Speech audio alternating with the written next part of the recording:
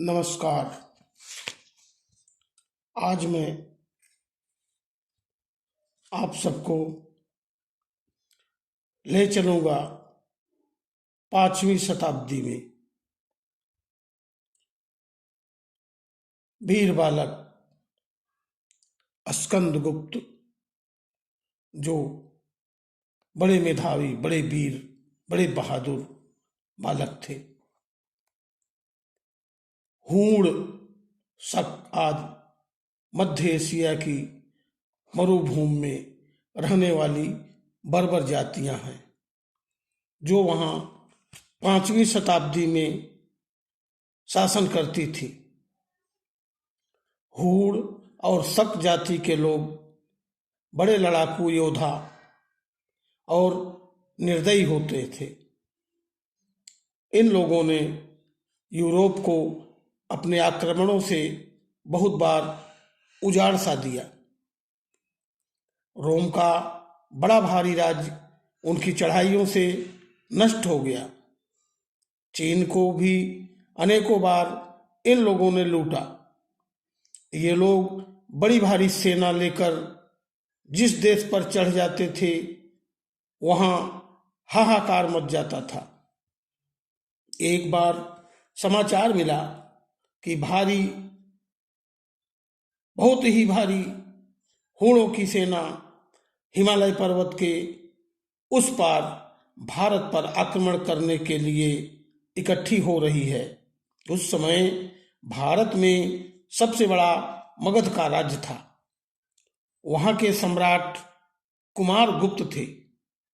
उनके पुत्र युवराज स्कंदगुप्त उस समय तरुण थे, 14, 15, 16 साल के। हूणों की सेना एकत्र होने का जैसे ही समाचार मिला, स्कंदगुप्त अपने पिता के पास दौड़े हुए गए। सम्राट कुमारगुप्त अपने मंत्रियों और सेनापतियों के साथ उस समय हूणों से युद्ध करने की सलाह कर रहे थे। स्कंदगुप्त ने पिता से कहा कि मैं भी युद्ध करने जाऊंगा। महाराज कुमारगुप्त ने बहुत समझाया कि हूण बड़े पराक्रमी और बड़े ही निर्दयी होते हैं। वे अधर्म पूर्वक छिपकर भी लड़ते हैं और उनकी संख्या भी अधिक है। उनसे लड़ना तो मृत्यु से ही लड़ना है। लेकिन युवराज स्कंदगुप्त ऐसी बातों से डरने वाले नहीं थे। उन्होंने कहा, पिताजी, देश और धर्म की रक्षा के लिए मर जाना तो वीर क्षत्रिय के लिए बड़े मंगल की बात है। मैं मृत्यु से लड़ूंगा और अपने देश को दुष्ट राजाओं से, क्रूर शत्रुओं से, इसे लूटे जाने से बचाऊंगा। महाराज कुमारगुप्त ने अपने वीर पुत्र को हृदय से लगा लिया। स्कंदगुप्त को युद्ध में जाने की आज्ञा मिल गई। उनके साथ मगध के 2 लाख वीर सैनिक चल पड़े। पटना से चलकर पंजाब को पार करके हिमालय की बर्फ से ढकी सफेद चोटियों पर वे वीर सैनिक चढ़ गए। भयानक सर्दी, शीतल हवा और बर्फ के तूफान भी उन्हें आगे बढ़ने से रोक नहीं सके। हूणों ने सदा दूसरे देशों पर आक्रमण किया था। कोई आगे बढ़कर उन पर भी आक्रमण कर सकता है, यह उन्होंने कभी सोचा ही नहीं था। जब उन्होंने देखा कि हिमालय की चोटी पर से बड़ी भारी सेना उन पर आक्रमण करके उतर रही है, तो वे भी लड़ने को तैयार हो गए।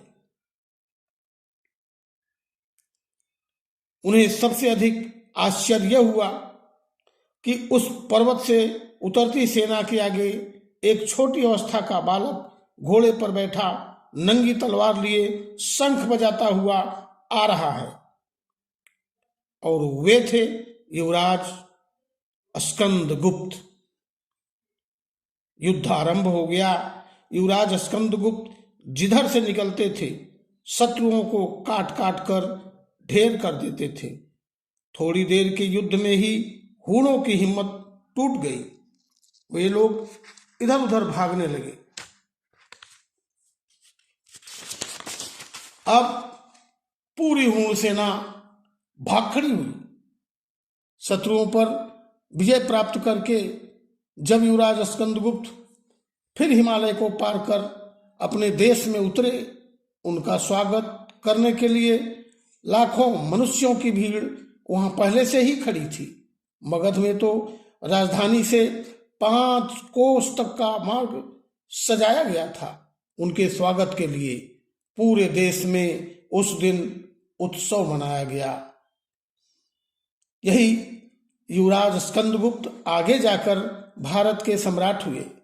आज के ईरान और अफगानिस्तान तक इन्होंने अपने राज्य का विस्तार कर लिया था। इनके जैसा पराक्रमी वीर भारत को छोड़कर दूसरे देश के इतिहास में मिलना कठिन है। इन्होंने दिग्विजय करके अश्वमेध यज्ञ किया था। वीर होने के साथ ये बहुत ही धर्मात्मा, दयालु और न्याय प्रिय न्यायी सम्राट हुए थे। ऐसे थे महान वीर स्कंदगुप्त। नमस्कार। आप सभी ने अभी तक अगर मेरे चैनल को सब्सक्राइब नहीं किया होगा तो कृपया चैनल को सब्सक्राइब कर लीजिए और इस तरह के इतिहास और इतिहास के पन्नों से ली गई जानकारियां आप तक पहुंचाता रहूंगा। नमस्कार।